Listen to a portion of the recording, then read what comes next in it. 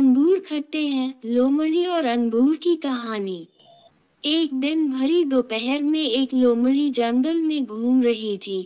वहां चलते चलते रास्ते में उसे पेड़ से लिपटी एक बेल में अंगूर लटके हुए नजर आए।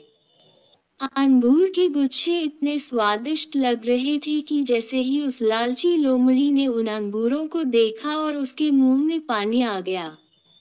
लोमड़ी ने सोचा, यदि वह अंगूर का पूरा गुच्छा ले लेती है तो दिन भर उसे खाने के लिए भटकना नहीं पड़ेगा। लोमड़ी स्वादिष्ट अंगूर को खाने के लिए लपकी, किंतु अंगूर बहुत ऊंचाई में लगे थे और वह उन तक नहीं पहुंच पा रही थी। लोमड़ी अंगूरों तक पहुंचने के लिए और ऊंची छलांग लगाई, पर इस बार भी उसका प्रयास विफल रहा।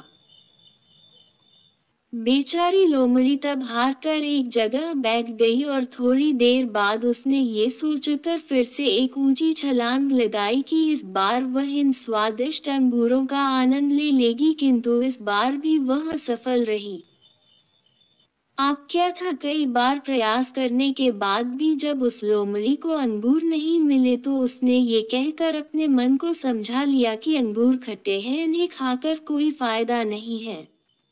अंत में बेचारी लोमड़ी थक हार कर अपने घर वापस चली गई।